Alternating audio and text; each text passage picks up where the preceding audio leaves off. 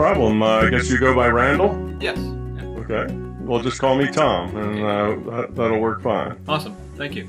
Started. My first question kind of sets us off on a track. How would you describe the state of the world today? 25 words or less, the state of the world today. Well, maybe 2 words. We'll just start with the 2-word answer, and that would be sad, but hopeful. Maybe that's 3 words, including the but. To be more specific, we as a people, we as a race of humans, are very much driven and motivated by fear. And that seems to be the basic motivator, the basic underlying driver of our choices and what we do. And fear is a thing that in my techie speak I'd say increases entropy. It makes it creates more confusion. It tears down rather than builds up. Okay, and you can think of it as just a negative thing, and it is generally. With fear, it's all about self. What about me? What can I get? How can I hold it?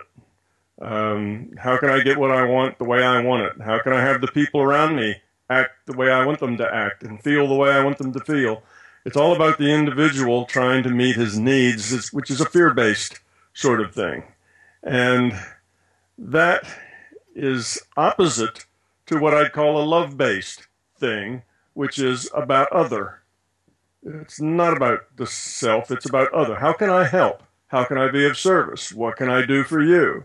That sort of thing. It's a cooperative, caring sort of a mindset. But we tend to be, to a very large degree, fear-driven. Now, it doesn't mean that there isn't any of the love part in us. There is, and that's, of course, the hopeful part. The sad part is that we're mostly driven by fear. The hopeful part is that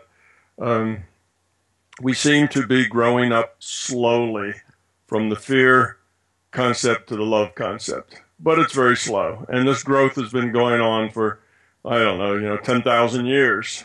And if you look at over 10,000 years, you can see that we've made some progress.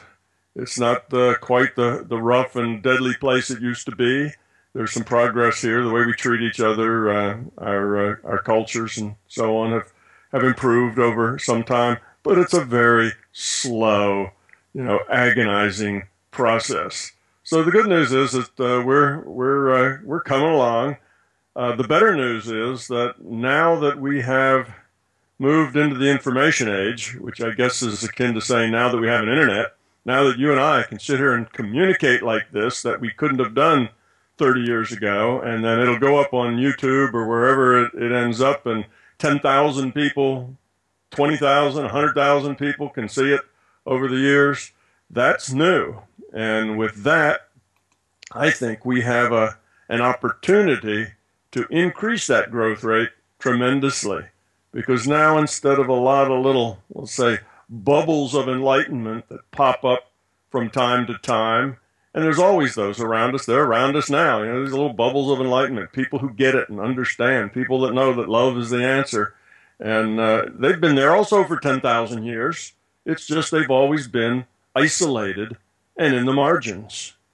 And if they try to expand, they basically get run over by the by the mob, by the masses who might want to talk that talk, but they can't walk that walk. So eventually it kind of gets diluted and goes away and becomes another good idea that didn't actually take hold in a large way. So I think those little bubbles of enlightenment are with us still, but they're all in the margins. None of them have actually captured the mainstream yet. And the probability that they will capture the mainstream, I think, has just gone up significantly because we're in the information age. Now we have an internet. Now all these little bubbles of enlightenment spread around the planet, and some are very old, can connect, can, help each other, can join forces instead of these little scattered things stuck in the margins where they're mostly ignored by the large masses of people. What makes up, what is our makeup as a human being? Well, we have several things. You know, we're not simple entities, and we have lots of components to what makes us up. And some of those components are not in our intellect. Some of them we couldn't explain to anybody else. Now, Freud called those subconscious, but in my view, the subconscious is really a result of the fact that we are fear-based. And we really, if we're not fear-based, then we don't really have a subconscious. We are aware of us wholly. You know, there's none of us that's kind of that secret part that does what it does, and we don't know why. That doesn't exist. So my idea is that the subconscious is really a dysfunctional state of the being, but the being has a lot of things, and one of them is that we have I don't know, we call it fundamental, instinctual, whatever you call it, something that's a drive within us to better ourselves, to improve, to do better, to become more functional, and that's there. We do that. Now, some people can subvert that, and some people can focus on doing wrong, and how can I rip off more people and grab more of other people's money, and we have people think like that. But fundamentally, human beings have a sense of improvement, doing better, evolving, growing, becoming more. And that drives us in all the things we do. Also, we have a lot of fear. But that fear isn't fundamental to us. It's not that we can't get rid of that. It's just that that's where we are. That's the quality we human beings have established at this point. So as we grow up, talking about that long, slow evolution, our job here is basically to get rid of that fear, and that fear generates things like ego and belief. Ego being defined as an awareness in the service of fear. That's how I define ego, and actually that dovetails pretty well with the way Freud defined ego. Both of them basically are saying the same thing. Anyhow, we have this intellect, and this intellect expresses what we think about the world. Not necessarily the way the world is, but what we think about the world. And we can see the world in two ways. There's what I call the being level and the intellectual level. The intellectual level is how we act. The being level is how we be. It's the difference is you may do something nice for somebody because you think you should. That's acting. Or you might do something nice for somebody because it just feels like what you want to do, what you need to do. That's at the being level. So there's a different thing there. So we have all of these different components pushing people around. The fear and our intellect and our ego, it's all about us. It's always about a vector about us, how we are, how we're doing. Fear is a thing that points towards you. Fear is personal. It's about you. See, love is not about you. Love is about other. And so we have these things that are all competing. We're frightened, therefore we want to kind of circle the wagons and try to protect ourselves and make sure that we get what we need and what our loved ones and our families need. And there's this struggle that we're in constantly, and that breeds. The ego helps us deal with that struggle. But then there's that part of it, like I said, that wants to grow up, wants to be more, see something bigger, see something better than the rat race to, get more stuff and to protect your stuff and to make sure that you and yours have all you need. There's that rat race, and we do that because that's our life. That's what you see is what we are.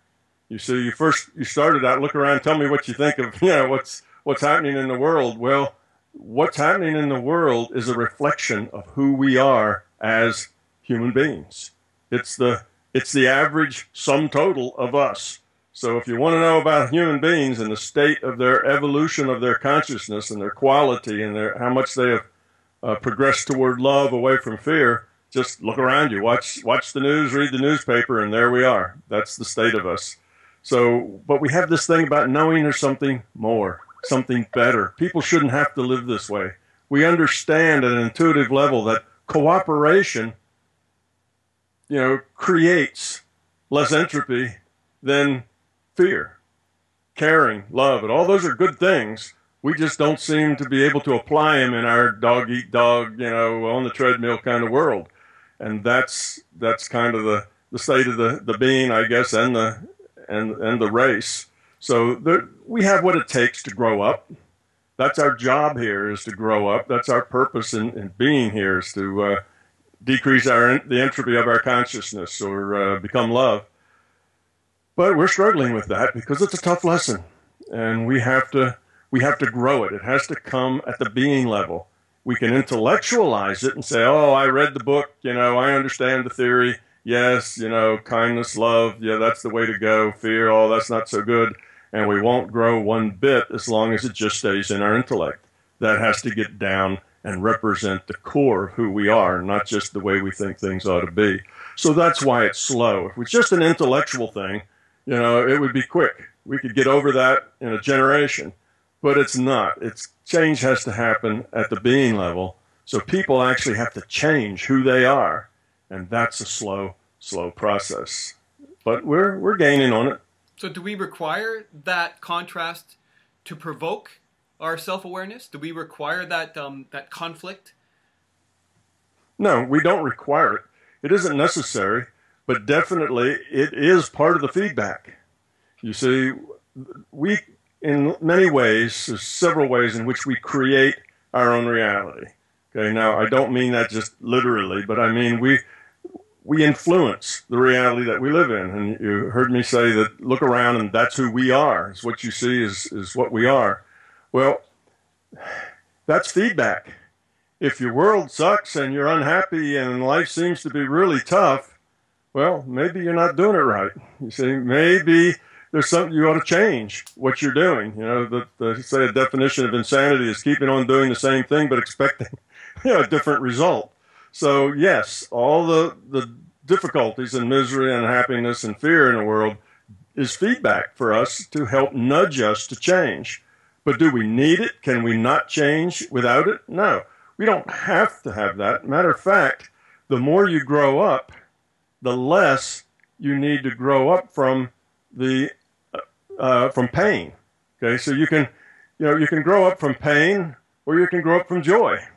Either one. If you see something and you, let's say you realize that being kind is just a good way to be, and you change yourself, and now you're more kind. Well, that's kind of growing from the joy side. You see, you saw the problem and you changed to meet it. Well, on the other hand, if you are not kind, and because you're not kind, you create other people being not kind to you because you're not kind to them, and now you live in a real unpleasant place because it's constant struggle and fight in your environment all the time. Well, you've created that, you see. But you don't have to. We can grow up without the pain. So no, the pain is not necessary, but it certainly is feedback. But as we grow up, that feedback changes. So if you could imagine that we could reduce the fear level in humanity, by 90%, most of the pain would disappear.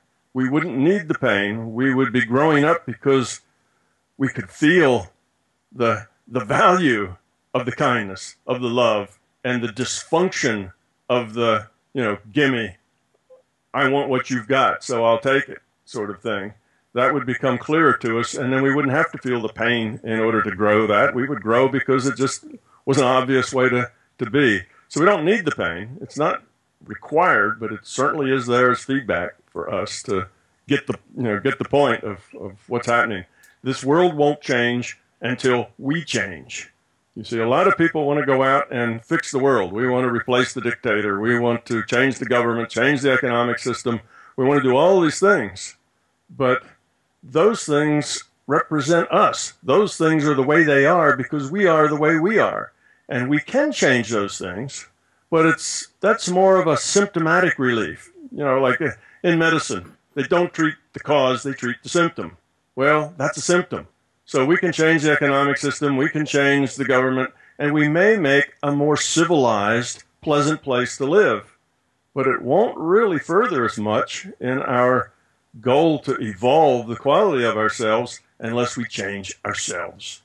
Because that government, if we all grew up and got rid of our fear, that government would change to suit us because it's a reflection of us. That economic system would change to suit us. We have these systems because they reflect us. So it's kind of,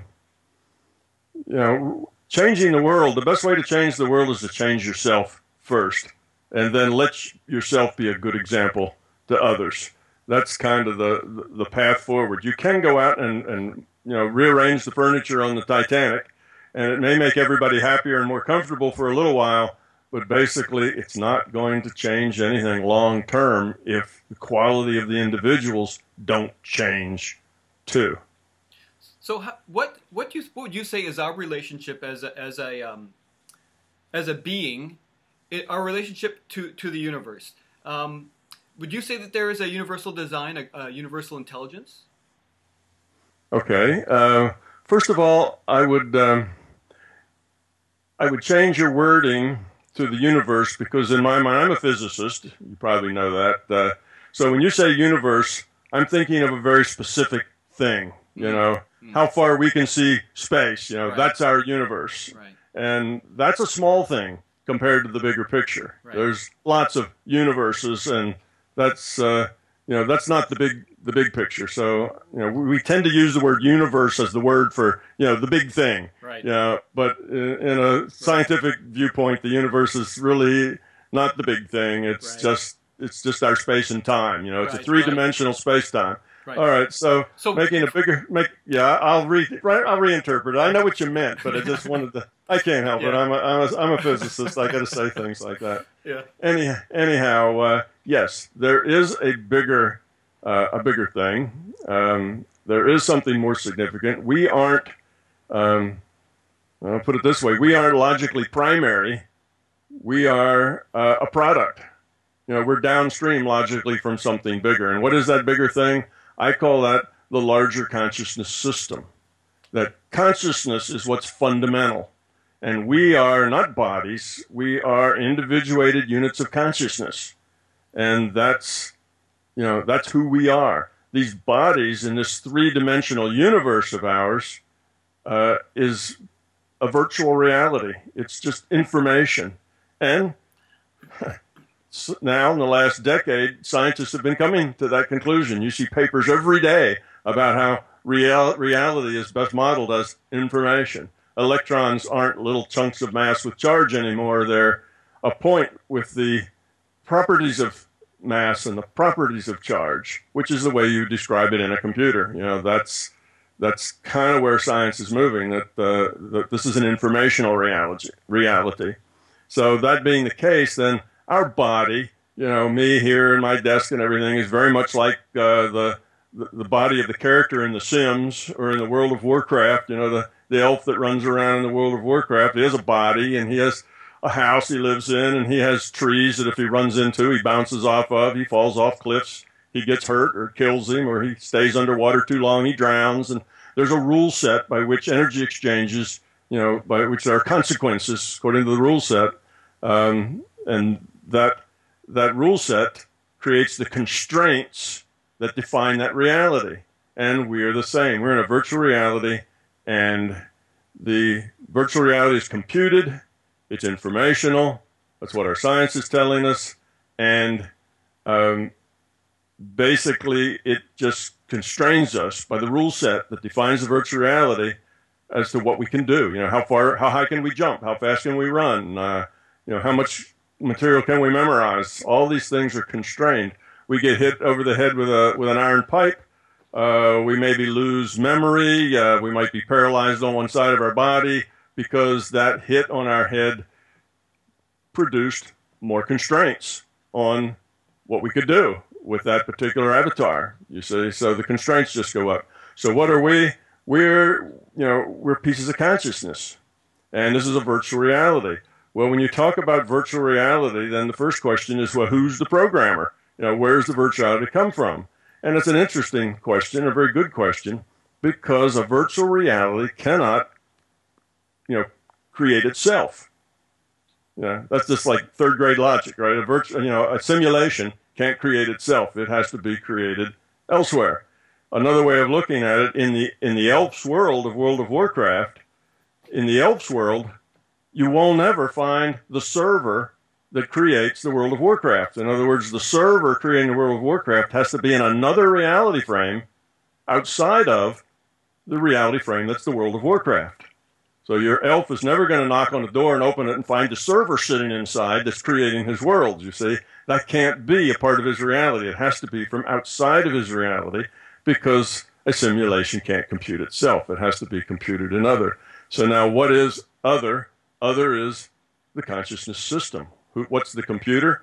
Consciousness is the computer, you see. So we're all part of this larger consciousness system. Consciousness is the server, is the computer. It's sending us data streams. We interpret the data as this reality. Same as in World of Warcraft. You sit at the computer and play that game, and you are the elf's consciousness. That elf only moves or does whatever it does because that's what you've decided to do. You're the consciousness. It's just a computed avatar body to put your experience within the confines of constraints of a rule set. So that's the same way that we work, and our then consciousness has to exist outside of the world, you know, that you're living in. The virtual reality has to not be able to contain the server, not be able to contain the consciousness. So that tells us our consciousness isn't physical, isn't derived physically. It exists outside of the physical universe, which is why I kind of quibbled about using the word universe, because this physical universe now is just a virtual reality, a subset of something bigger, and that bigger thing is consciousness, the larger consciousness system. We're pieces of it, and we're playing this game, and there's a reason for that, and you know why the virtual reality and why are we playing, and all that has a reason, but I expect we'll get there later. I don't want to dominate the conversation too much, so okay, I hope I answered your question. Yeah, well, let me go into that because so actually where you're about to go is where I want to go. The data. So it sounds like, and I've seen a few things that your talks, and it seems that we are here to produce data for the universe to some extent. The expansion of our experience is what expands the universe. I would say the universe expands right. Consciousness. Right. I interchange universe and consciousness, and I understand where you're coming from for sure. The physical universe, yeah, I understand what you're trying to separate. Would you say then that the data that we produce through our experiences is what the expansion of consciousness is? Well, yes, we are pieces of that consciousness. Okay, so there's this larger consciousness system, and because it's an information system. You can think of it as a digital information system. That's what consciousness is. It's data. It's information, and it's processing. You know, you operate on that information. You give value and meaning to that information, and that then turns into consciousness. You store that information. So it's a digital information system, and in order to continue to survive, to exist, it has to constantly be in a process of reducing its entropy.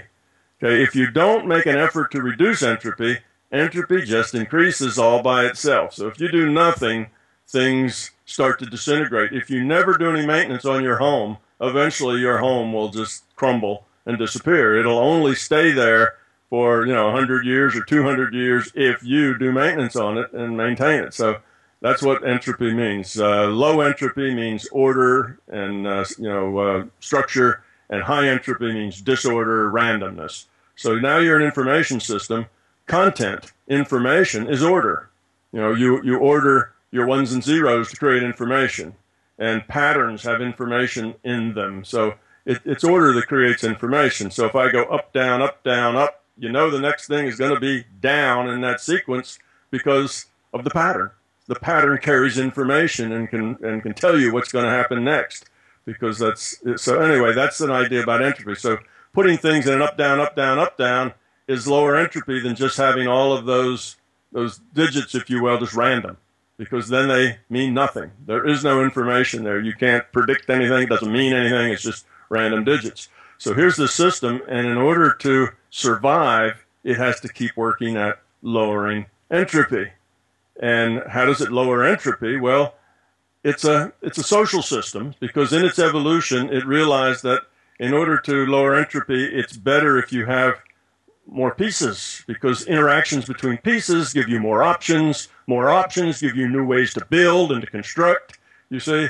So just like our biological cells went through the same process growing up, you know, they needed to split apart, then they needed to do multi-celled things. It's the same sort of drill.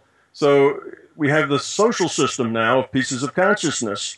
And the optimal way that pieces of consciousness can interact with each other, can exchange information, is in the way of love. It's constructive, helpful, building, honesty, caring. You can build with that. If you have your pieces and they are, you know, it's all about me, there's fear, there's no trust, there's, you know, it's all about get and defend. You know, get all I can get and then I have to defend it once I have it. And that's a constant stress and negative, and it just doesn't build nearly like cooperation and caring. You know, that's the building thing. So then we have a consciousness whose goal is to stay alive, and we can then reform that as its goal is to become love. It's to become cooperation and caring about other, and to get rid of the fear and the ego. So that's really the point of the conscious system. It's got a purpose, either evolve or die, and it's an evolving system. It's not a perfect system that's done with zero entropy or anything like that. It's just a real system. It's finite, and it's trying to stay alive by decreasing entropy, therefore increasing content of the information. Now, it has some choices. It could just create a very simple virtual reality which would define, remember, virtual reality is the rules of interaction. The very simple virtual reality would just be a basic language, how to communicate. How could these pieces communicate with each other? Well, that would be your simplest virtual reality, would be a language structure. And you could stop there and imagine a room with, you know, 100,000 people in it, in a chat room, no rules. Just 100,000 people in a chat room, and they're all interacting. Well, it's very hard to grow from that interaction because there's no traction, there's no feedback. You don't know. Somebody tells you something, but they could just be making that up as easily as not. You just don't have any feedback from the situation enough to get traction on the effect that you're having on others or they're having on you. So how to judge the value of the information, it's really hard to do. So you create a virtual reality with more rules, like ours, our physical universe. You say, now you've got a rule set that provides feedback. If how you are, how you act, how you interact with people determines the kind of place you live in, which is where we started. Look around you. This is the place we live in, and it's, you know, we've made it to be this way. It represents us. So that's the feedback, and that pain is kind of nudging us to do better. You know, find better ways, find more ways to cooperate. You know, put negative value on the stuff that tears down and creates difficulty, and put positive value on the stuff that builds up and creates harmony. So it's that kind of a feedback. And we have one other I might as well mention while I'm on this this run here, is that one of the feedbacks mechanisms is that part of the structure of this virtual reality is that it keeps track of the probable future. It's a probabilistic virtual reality. That's important. It's not a deterministic virtual reality where everything is computed from, you know, little particles up. It's a probabilistic reality where things happen because they're probable to happen. Okay? And the probability, of course, has to do with the rule set. You know, what's probable? You get hit on the head with the iron pipe. It's probable that you're going to have some brain damage if you get hit hard enough, and constraints will change. So it's a probability view. And in order to work that system, there is a database called the Future Probable Database, which is everything that could happen and the probability that it will happen. So that's a big database that allows the system to kind of see where things are going so it can stay ahead of the action and keep up with things. And it has some other functions as well. But anyway, we can modify future probability with our intent. So that is a major feedback, and that's part of why things that are here are because we've created them. Our intent modifies future probability. Now, it doesn't mean that you can get anything you want with your intent. It just means that, let's say it had a probability of 0.5, you might make that go up to 0.8, or you may pull it down to 0.3. If you have enough ability to do that, if you can focus your intent clearly enough and so on, and you don't have other people focusing their intent in the opposite direction, but at least you have that influence of it. If it happened to be, 0.000001, then you may move it all the way up to 0.01, which would be a tremendous boost, but it still probably won't happen because now it's just 1 in 10, you see. So it doesn't give you carte blanche to do anything you want, but it does individually and collectively, we end up biasing our reality to suit us the way we are. So that's part of that feedback mechanism that helps us grow. So that's the whole, yes, there is this bigger system, and we're a piece of it, and our evolution is its evolution because we're a part of it. So if you and I grow up just a little bit, we let go of some of our fear, then we are part of the larger system. The whole system grows up by the amount that we just grew up. So yes, we are the system. The system is us. We're not all of it. We're just pieces of it. And our function is kind of the entropy reduction function, if you will. And as we grow up, it grows up. So it also then has in its best interest to help us grow up. You see, because our success is its success. So it would do whatever it could to help us grow up, but it has to be us changing at the being level. It can't be done for us. It can't be explained to us. You can't explain to a 3-year-old how to act like a 10-year-old. It just doesn't work. The person has to do it on their own, in their own way, and their own time. You can give hints, you can give some instructions, give some helpful advice, but in the end, the person has to do it because they have an intention to do it. So all the growth has to happen on an individual level with us. So the system lives and evolves because we are part of it, and we're living and evolving, and we're in this virtual physical universe because that's the fast track to evolution, because now we got feedback. We can see exactly what our attitudes create for ourselves. And so this is you think of this physical reality as an entropy reduction trainer, and here we are as pieces of consciousness in this entropy reduction trainer, and that's our job. That's what we do. So would a conscious collective be able to change the rules of this system? Well, there are different kinds of rules in the system, and so the answer is yes, sometimes, and sometimes not. The rule set, which is what defines how we interact here, that defines the quality of this virtual reality. Like I say, how fast can we run? How high can we jump? How much can we think? All of those things are set by the rule set.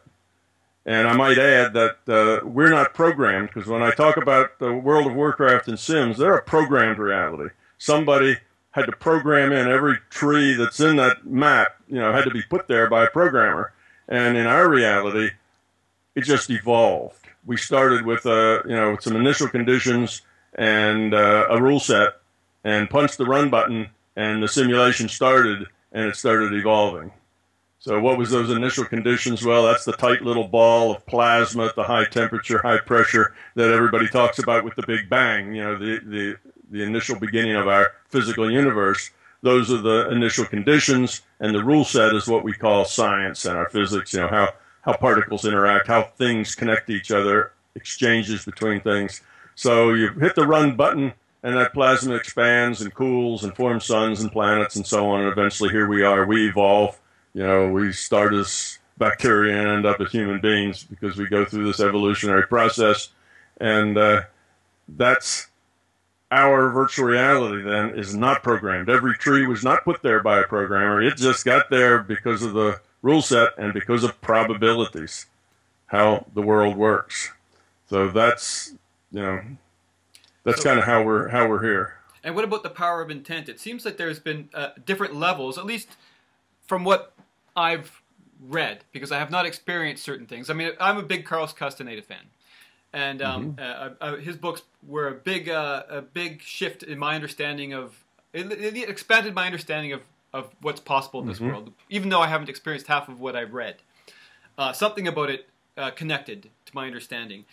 So it seems like in a way, yes, at one level we could run it, we can jump, and we've been expanding those possibilities over the last centuries. It seems like we were always breaking records, but it seems like some people have made a bigger jump where they can actually change their awareness to a point that they can do amazing things that would be totally impossible within the frame of reference that we use to judge our everyday reality. So it seems like we have quite my understanding is that we have quite a range of what's possible on this planet. We're only at a very superficial level of experience. True. That's true. Well, see, the rules that we work with is how the environment works. Okay, that's a set. We're consciousness playing in this map, playing in this virtual reality. Okay, the basic things that define the set that we play in, those are according to the rule set, and they probably won't change much because that has to be a stable, that has to be a stable thing. It has to, our universe has to be now I'm talking about our physical universe, has to be a stable simulation. So you have rules, and you can't just change the rules and say, oh, let's have gravity and see what happens, because the whole thing would probably go unstable and disappear. So you have to keep the rule set, has to be the rule set, so that we have this setting in which we go play.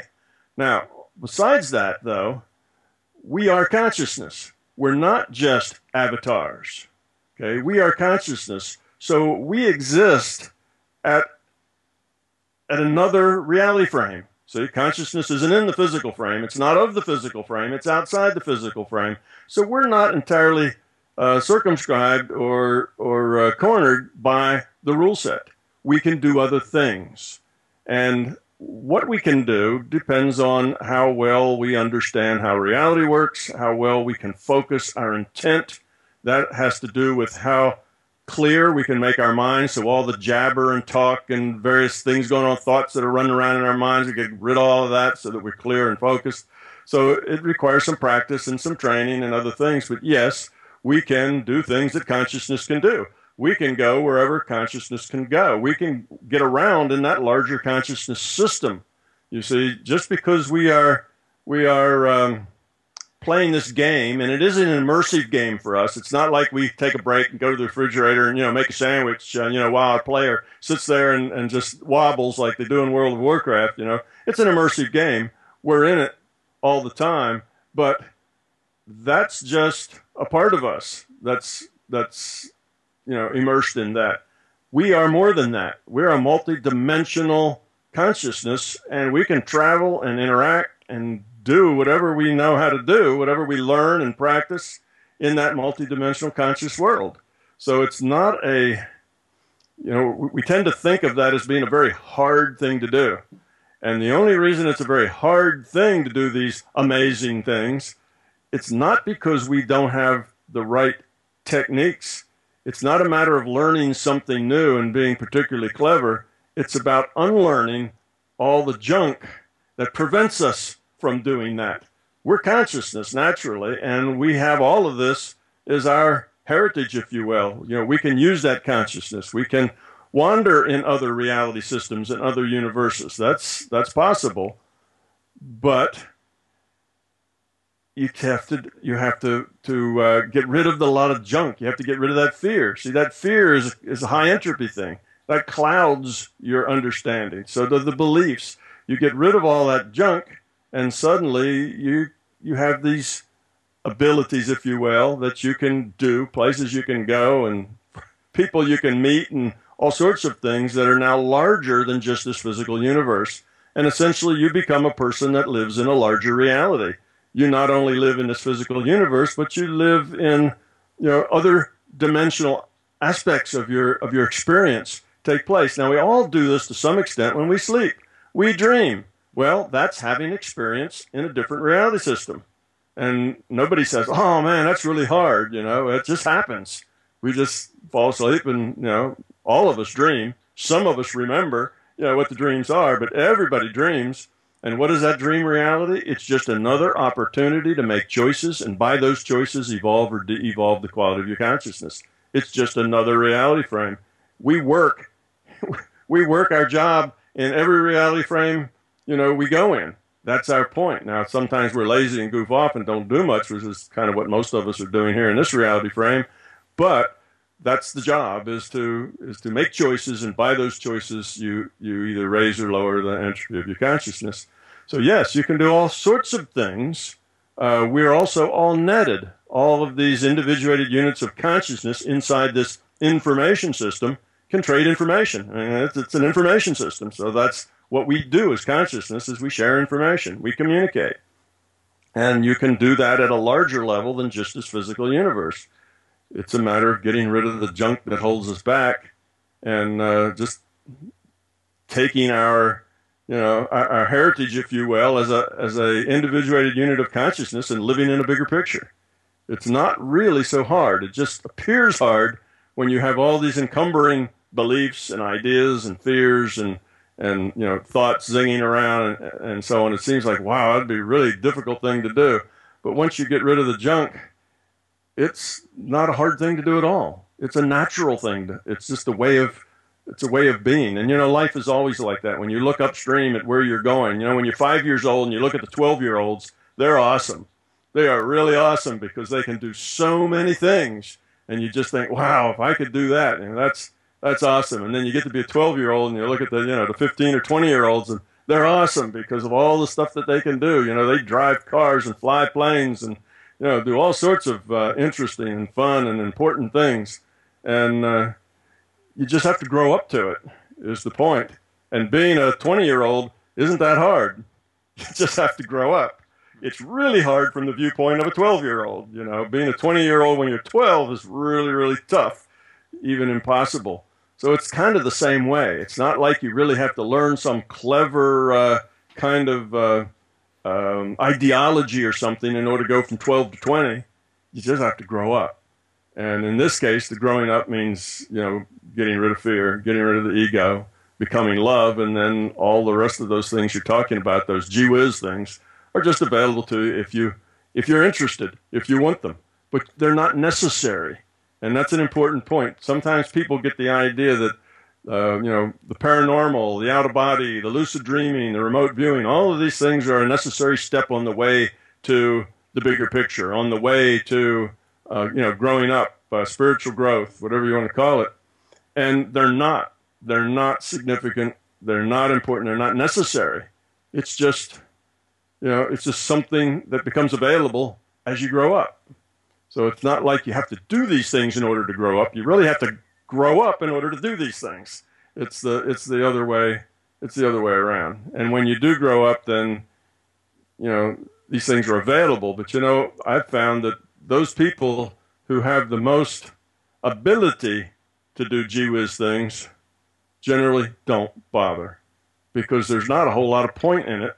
The main learning we have is right here in this reality. Yes, you can learn in the dream reality. Yes, you can learn in what they call out-of-body reality, or you can learn things remote viewing. You can learn things, but this is the place where you really get the feedback, and the learning is really fast and furious right here. Those other things add spice, add opportunities that you don't get. In a dream reality, you get to do things that hopefully you would never actually be able to do here. Like suddenly you find yourself, in a building that's on fire, and what do?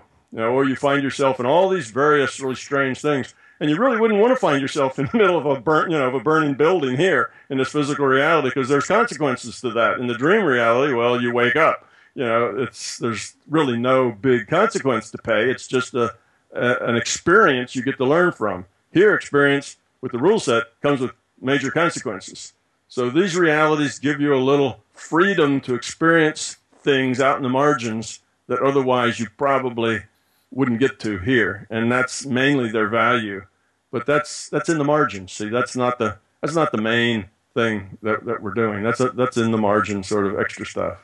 So you mentioned love, and love is one of those words like God that everybody seems to have their own interpretation of. Mm-hmm. How would you define what you mean by love? Okay, and I will surprise you with a technical definition, which would seem right off the bat to be impossible and silly that love would have a technical definition. But love is the nature of a low entropy consciousness. That's love. So when you offload the fear and the things that fear creates, like ego and most beliefs, what's left over is love. You see, so love is the nature. It's the way, it's the nature, it's the being of a very low entropy consciousness. That is love. Now we can get some synonyms and things that help us put that into terms we can talk about. And we already talked about being, it's about other. Love is always about other. It's about cooperation. It's about caring. It's all those things where you are building and helping and constructing as opposed to tearing down and grabbing and hoarding. So that's love. It's a low entropy consciousness, and that's what we're supposed to become. So in a way, for me, it seems that everything comes down to paradox. And in a way, how I understand love is that it's an alignment. It's alignment with a sense of self, of aligning with something outside of self, which is kind of a paradox in a manner, because in a way it seems like you have to develop the self into a purity that understands its alignment with things outside of itself. Mm-hmm. Geez, I was heading towards a question there, and I think I know where you were going. It's like how do you get to love without also going through the self, which is like you have to be kind of self-centered in order to center on yourself to say I want to be better. You see, so that's the paradox you're talking about. But here's the solution to that paradox, and that is that it's not your awareness, it's not your self, your awareness that is, well, let me put it this way. It's not the awareness in the service of fear, okay, is ego. Now, the awareness in the service of love is not. So the awareness in the service of love can look at itself, can be, can see and look and say, well, who am I? What am I? What do I need to do? How can I best fit in? How can I help? How can I be cooperative? Where should I put my talents and my skills and my understanding and my, whatever, my gifts? Where can I best apply myself to do the most good here? Well, that's your intellect. So it's not like the intellect's a bad thing. It's a good thing. But now you have awareness, which means intellect, in the service of love and caring. That's all positive. There's nothing negative. There's nothing self-centered about that. It's just awareness, you see. But it's once you get awareness in the service of fear, now we have ego, and now it's what about me? And it's all centered on self rather than centered on other. So that's how it's not that we have to ban the self, like we don't ban the self. We don't ban awareness. It's not like awareness is bad. Awareness is good. We need that awareness. That's our consciousness is based on that awareness. It's just that awareness becomes dysfunctional if it's fear-based, and it's very functional if it isn't.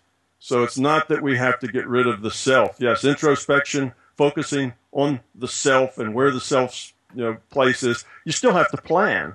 Here we are in this reality, and we have to pay the mortgage, and we have to, maintain an automobile, and we have to pay insurance, and we have to get food and housing, and we have all these things to do, and that can't be done if you don't plan, if you don't use your intellect and figure out, well, what am I going to be when I grow up? Should I go to college or should I pump gas? What do I want to be, and where does that lead? And all of that is very important. And yes, it's about self, but it's not necessarily ego or self-centered. If it's about caring, how can I maximize my, what I have? Not what I can get, but what I can give. How can I maximize my talents and how can I best give? Then that is different than what you're thinking of as being self-centered. So we can take that self-centered and split it in half and say, here's self-centered in the service of fear, not good. Here's self-centered in the service of love, fine. Because that's how can I best help others. You see, so it's a different kind of thing. So if you bunch those all together, then you end up with a paradox. How can you be self-centered and be other? The self-centered leads you to other-centered, and it doesn't seem like it really fits. But it really isn't a paradox so much as we confuse this self-centeredness with the whole of us, and it isn't. It depends on how we have it focused. What is our intent? Morality is based on intent, not on action. It's not so much what you do; it's why you do it. It's your intention is where the moral value is attached to. So it's that basic intention. Is that intention to the fear side, or is it to the love side? Well, how I understand paradox, and tell me if this is how you understand paradox, is that it seems that there is a if consciousness is a torus, or if the forces of universe is a torus. I don't know if you resonate with that concept, that it's infinite expansion and infinite contraction at the same time. There's the ultimate paradox of what creates consciousness or life. Do you find that paradox is a dimensional understanding of reality, or is it something that needs to be resolved? Well, it depends. Many paradoxes need to be resolved, and some are just the facts of existence. Like, for instance, most words that we have synonyms, and they have opposites. They have antonyms. And if you have wet, what is wet? Well, wet exists in relation to dry. You see, and if you have no dry, then how can you have wet? Because wet is a not dry, and dry is a not wet. So things are defined that way, and our language is defined that way. So that tends to make a lot of our world, be in that form. You have it, not it. You have love and you have fear.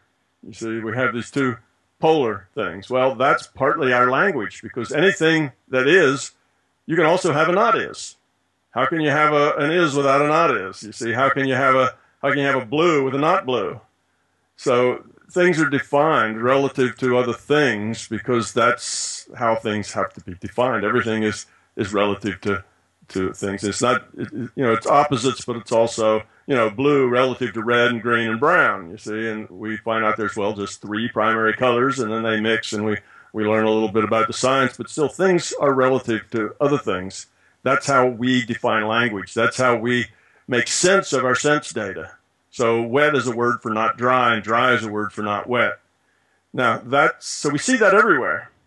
On the other hand, there are paradoxes that are paradoxes just because we don't understand how, the way the world works. So back when everybody was really positive that the world was flat, it was a paradox that when ships sailed off, straight off the dock and out into sea, at first you saw the whole ship, and then you'd see just the top half of the ship, and then you'd see just the top of the mast, and then you'd just see the flag at the very top, and then it would disappear. Just like the ship is sinking in the water.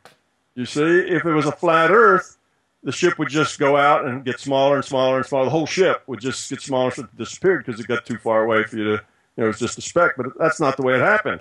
It disappeared like it was sinking into the water. Well, the earth is flat. Why is that? Because we know if the earth's not flat, well, all the water would run out of the oceans. If it was round, all the water would run off, and you wouldn't have any oceans. So just the fact that you have water, everybody knows that if you put it on a flat dinner plate, the water runs off. You gotta have walls around it. You need a bowl, not a plate. Otherwise, the water runs away. So there was these paradoxes. How could that happen? How could the shadow of the moon, or the earth on the moon, which made the phases of the moon, why was that shadow curved? You see, how does a flat earth make a curved shape when it puts its shadow on the moon? Well, these were paradoxes, but these weren't paradoxes that were fundamental. These were paradoxes because the paradigm at the time was too small to explain the phenomena that they were seeing. So now we have lots of paradoxes in science and in philosophy and so on, and these are not fundamental paradoxes. They are just a lack of a good paradigm in which to view them. There's just missing information, and with the flat earth, the missing information was the concept of gravity. You see, and the reason people knew the earth had to be flat, not only did the water not run over the sides, but anything on the other side would fall off. And if you kept going, you'd get to a point where you'd find the edge. And we had all these issues, and there were paradoxes. Nobody ever found an edge. Well, that's a paradox. So paradoxes don't have to be fundamental, and a lot of the paradoxes we have about the nature of reality are not fundamental. They're just people don't understand, how reality works. They don't see it the way it works. So if you don't have the concept of this reality being a virtual reality, then you find all kinds of paradoxes. Here's one, the Big Bang. Okay, the Big Bang started with this ball of plasma. And once you have that ball of plasma, then you can say, all right, then the physics, because of the high pressure, it expanded, expansion cools, and you can do the whole thing right up to what's human beings, all derives out logically. But where did that ball of plasma come from? Well, it couldn't have come from our universe because our universe didn't exist yet. So it had to come from outside of our universe. Whoops. Our universe, our physical universe, is all the reality there is. There isn't anything else. Paradox. You see, that's a paradox just because they don't have a viewpoint big enough to see the answer. Our current science have kind of painted themselves in a corner that doesn't contain the answer. So that becomes then a paradox. And often the scientists will get to that point, and rather than saying, we probably have the wrong paradigm here, that's why we can't understand, they say, probably nobody will ever know that. That's just one of those things that's just a mystery. It'll probably always be a mystery because there's just no good answer for that. You see, it's just not logical. There's no answer. But most of those big paradoxes, have answers. You just have to understand the bigger picture. We have everything fundamental in our reality is a paradox.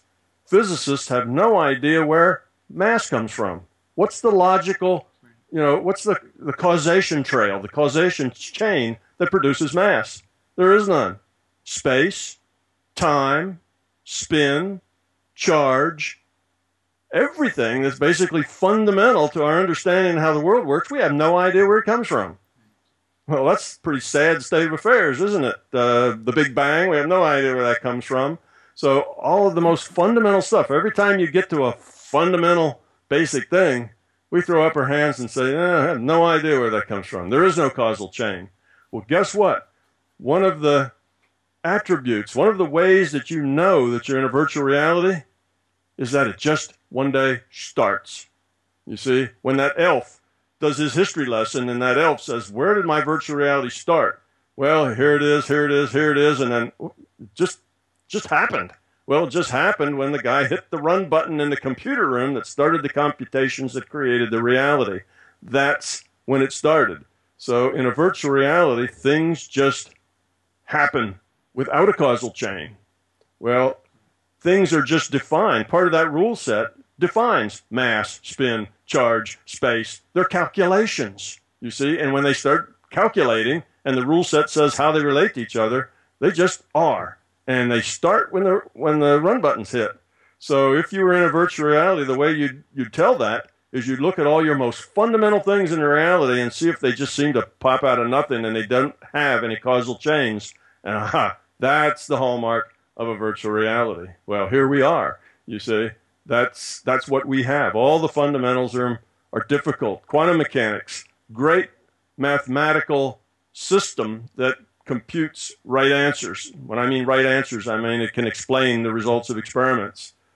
But they have no idea why particles should be described as probability distributions. Just a big mystery. Can't understand it. Well, that's a fundamental thing. The reason is because this is a virtual reality and it's a probabilistic reality, not a deterministic reality, and our world works on probability. So once you see the bigger picture, once you have the concept of gravity, well, the round Earth isn't the big paradox anymore. You understand why the water doesn't run off the edges and things don't fall off the other side, and why the moon has a curved line on it from the shadow of the Earth, and why ships look like they're sinking into the sea. All of that is like, oh, I get it. That's easy. It's simple now. And big paradigm shifts are like that. Very fundamental paradigm shifts is once you see it, all sorts of things just fall into place. And that's a good sign that your new paradigm is a good one.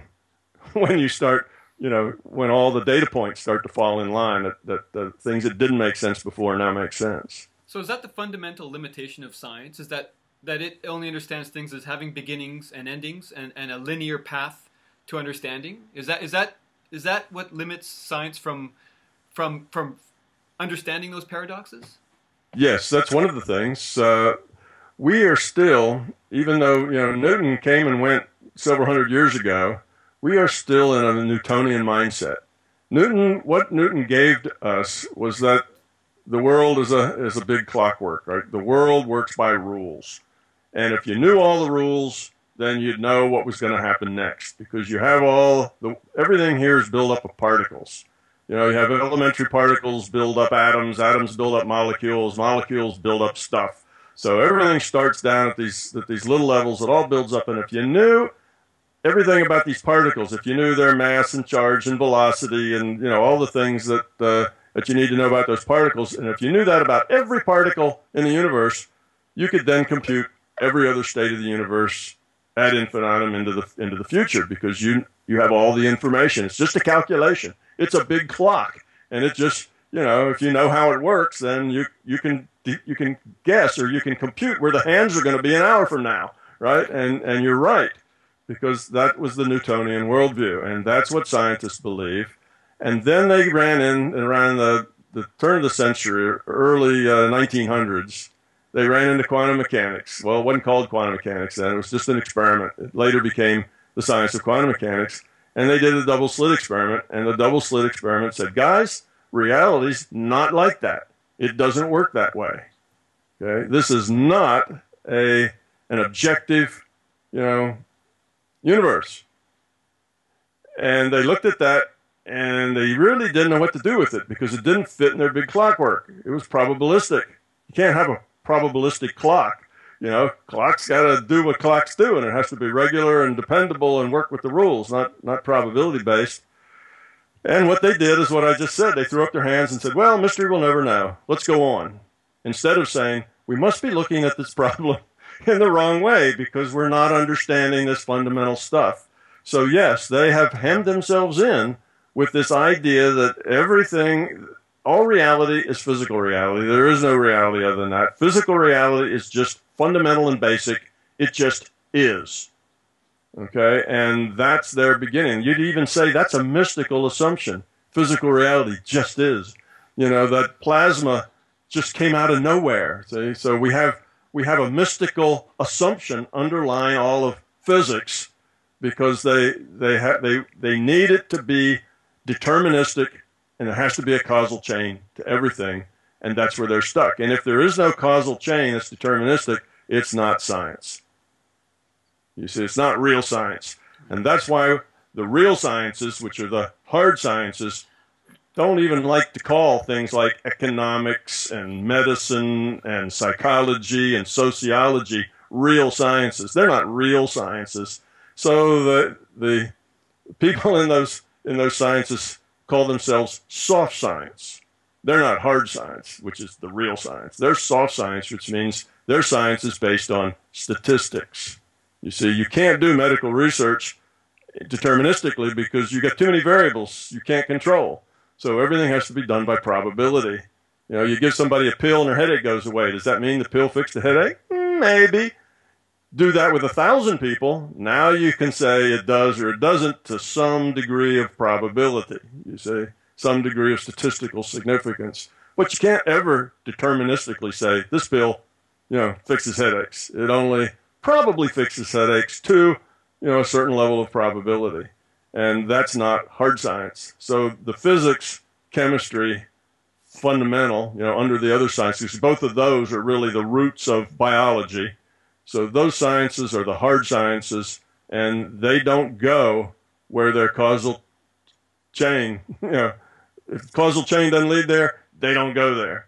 They don't think out of that space, because that would be non-science.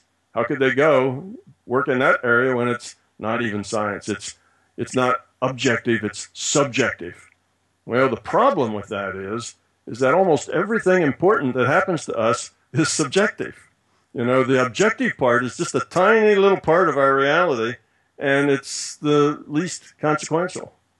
You know, what are your big questions? What are the things that mean something to you? No, it's relationship.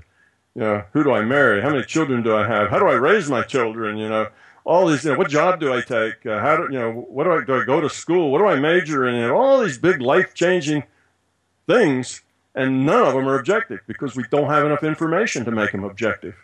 We take our best guess. We take it from the gut, you know. We do those kinds of things. It's all probability and guesswork. So most of our life, all the stuff that's really significant is subjective. And the stuff that's not subjective is the stuff that has little uncertainty. So there's very little uncertainty how much this rock weighs. There's not a big uncertainty, but it's not like it weighs this much this time and tomorrow it'll weigh half that much and the next day it'll weigh twice that much. There's not much uncertainty there. So that becomes hard science. So hard science is a subset of the bigger picture that deals with things that have very low uncertainty. Now, you deal with medical issues, and there's a lot of uncertainty there. You don't, like I say, most of the variables, we don't even know what they are, much less be able to control them. So there's a lot of uncertainty. You have the placebo effect, where people's attitudes toward their health care and toward their medicine affects their physical bodies. Well, what's that all about? You see, that's non-causal. I mean, the mind can't change the body. Where's the causal chain there? Well, you see, we just kind of gloss over that. That's a paranormal effect that doesn't have any normal causal chain. It just happens, and we don't call it a paranormal effect because that would make all the scientists feel bad to realize that, one is like they like to claim there are no paranormal effects. That's just all nonsense. We have paranormal effect in the placebo effect that's become law. You can't sell a medicine if you can't beat the placebo effect. So you see, we distance ourselves from all things that are not causally chained to this reality because science doesn't go there. That's inappropriate for science, and if it's not science, you can't count on it. It's not true. Well, we can actually do good science in the subjective world. We just do it like all the rest of those soft sciences. You have to do it with statistics. So if you want to know something about what that larger reality is like when you're in your outer body state, well, that means you have to be able to eliminate a lot of the variables, be able to do the same thing in the same way 1,000 times, ask the same questions, have the same intents and so on, and see what changes you get. Do you always get the same result? And then vary one variable, just change it a little, do it again another 1,000 times, and what difference did that make? You see? So if you use statistics, you can do good science in the subjective world. All of those, the sociology, the economics, all those are subjective, subjective things.